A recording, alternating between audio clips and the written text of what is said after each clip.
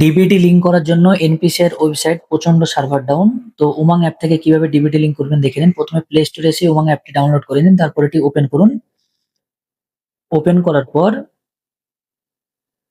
ডান দিকের কোনায় এখানে ক্লিক করুন এবং গেট স্টার্টে ক্লিক করুন। তারপর রেজিস্টার হেয়ারে ক্লিক করে আপনার মোবাইল নাম্বারটি দিয়ে দিন। এখানে আমি আমার মোবাইল নাম্বারটি লিখে দিচ্ছি। তারপর আপনার স্টেট সিলেক্ট করে এখানে টিক দিয়ে কন্টিনিউ করুন। 6 সংখ্যার একটি ওটিপি আপনার মোবাইল নম্বরে চলে আসবে।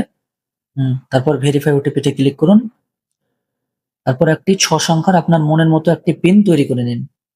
আমি আমার মনের মতো একটি পিন তৈরি করে নিচ্ছি। তারপর কনফার্ম ওই পিনটি আবার নিচে লিখে সাবমিটে ক্লিক করুন। এবার জাস্ট আপনাকে সার্চ বক্সে ক্লিক করে লিখতে হবে আধার সিডিং। আধার সিডিং, ভারত আধার সিডিং, এই অপশনে ক্লিক করুন প্রথম কার্ডটি। ক্লিক করলে দেখবেন আধার সিডিং এর যে ওয়েবসাইটটা অফিসিয়াল এনপিসি এর ওয়েবসাইটটি সেটি ওপেন হয়ে যাবে।